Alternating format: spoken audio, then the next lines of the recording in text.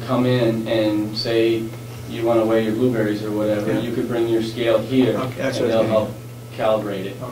It's not got anything to do with our scales, our particular scales. It's just offering a location for the community to come and be able to have that done. So if that was you don't see any problem with that, do you? No. Any problems at all? Any problem with that? Okay. And that's pretty much all I have. Okay, I think Sandy has mentioned to me that the farm crew is doing a real good job in getting rid of the snow, removing the snow from the nursing home in the parking lot. So we appreciate the effort that you and your farm crew have put into removing the snow. Okay. Thank you. Okay? Thank you. You got the word on the change in the date, maybe, of the farm field day? The 30th. Apparently Stratham Fair is on the 23rd. Right. I got the email. Okay. So we need to come up with another date, apparently. Or go to the 30th of July? Yeah, we had two dates that we set at the meeting. Was either the 24th or the 30th. Okay. And being that was run at the 24th, I think they were going to default to the 30th. They decided on the 30th. Okay. My report. Okay. Thank you, Will. Thank you. Robin, can we put you off? Yeah, that'll be fine. Okay. Okay, Don.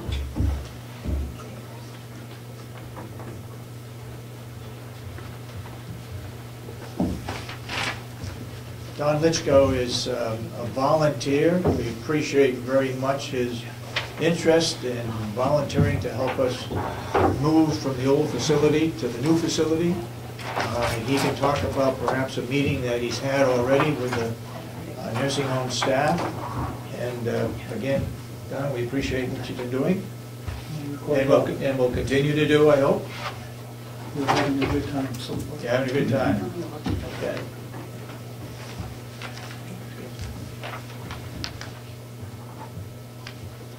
Since the first meeting that you were in, Dorothy, or all of you were a part of, we've had 3 additional meetings so far.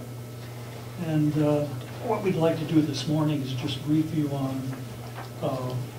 what we would like to have and what we've planned so far, and give you an appreciation for where we're headed, and make sure we're all on the same wavelength. Great. So far, we believe that we see a 3-phase move being required. The first move, one move would be the maintenance facility. And by the way, we're pellets, not wood chip. Okay. At any rate, we have not, until we know exactly when that facility is going to be moved, we haven't done much more in planning the detailed move for the maintenance facility. What we have done, though, is taken a look at the existing equipments, taken a look at the different storage facilities you have right now. And I can tell you that if you were to move it in a hurry, meaning that move it for an April installation of the pellet thing, you'd probably have to have at least 3 trailers to move into. There's no place else to put all that, those items. And it would involve 2 moves. If you could move that, if you did the pellet facility at a later date after the residents moved, okay, it might be possible to save the price of the trailer rental, and it would certainly reduce moving into trailers, out of trailers. Originally I had put on this paper, it would save you, and I'm telling you that I thought that through. It could save you, depending on if they could move into the facility just once. Right. It really depends on how you allocate space in all the different functions that you want to put in the existing nursing home. The thing that maybe we're not looking at is that we're going to have to pay a fee to store the boilers because they are supposed to be delivered on April 15th, I believe, and the company wants to move maintenance out by the 1st of March so that they can break a hole in the wall and finish that off and get the boilers in. So I don't know what that expense would be, but there would be an additional expense to delay that. Okay, so we'll have to look at that also. Oh, I'm sure. And I said from a pure moving view on my thing, I understood that. Okay. There were some contingencies. But I would tell you, if you've got to be out of there by the 1st of March, okay, you're hurting right now. I corresponded with him and told him that we're in the process of getting a third-party review, they call it, Sandy? I know that Maria has been in conversation with the fire marshal and back and forth, and I spoke to her just the other day in regard to where do we stand. And so she's been asking for some details. So again, I think you have to weigh both sides, and then we need to make a decision. So hopefully by the construction meeting on Tuesday, we'll have more details and we'll be able to make some decisions. Okay. The second move, second phase, remains consistent with what you heard us discuss at the first meeting. That I would see the second move being the kitchen and all office personnel other than the nurses' stations. Anticipate that would happen 1 week prior to the residents' move. And again, until we have not spent a lot of time working with each of the individual departments on their moves, until we know what the furniture is and what's moving and what is not. But as soon as we find that, we will. I did meet with Susan, though, on the recreation area and looked at her facility, and certainly that's a area where we could have the farm help or prisoners help move that one. There's nothing there that they could not move in that function. Where we've done the most work, we've also decided on the computers that we can actually move all the individual computers. We can put them on either in the van that they have for patients moving. We can move those by the employees, and the server will be moved by the contractor that's serving you now. Where we spent the most time is on the resident moves, and we anticipate that they would move 2 to 3 weeks after obtaining a certificate of occupancy. That would allow a week for the offices to move prior and to get everything organized. The approach we're recommending is that we assign a different color, just a temporary code, if you will, for each family unit. There are 4 zones that we just color coded. We've also concluded that every item in every residence room must be tagged. Even if it's not moving, you need to tag it. And items that we move will identify first by the floor that it's going to, what zone and color, put the resident's name and the room number. And we've gone so far as to come up with the tags we'll use. If it's not going to, and they're not expensive, we can print them out ourselves and just take them to the unit. But if it's the property of the nursing home, or it's an air conditioner that belongs to the patient, we put a name on it and do not move it. If it's a box, we'll come up and say, hey, the floor, the zone, name, room, what the contents are, and tape it right to the box. Okay, and get down in here. Are we still talking about families of the residents packing the individual I'll rooms? address that in a minute. Okay. Okay, but the answer is yes. We've already asked for help. We may need to get some tags printed because some things don't lend themselves to having just sheets of paper. And to color code it, we'll just put a dot on the room. So those things are easy to handle. When you write content, it's a generalization like drawers or... Enough information so that when you look at the box, Dorothy, you don't have to wonder, gee, this is closed, we better do that today.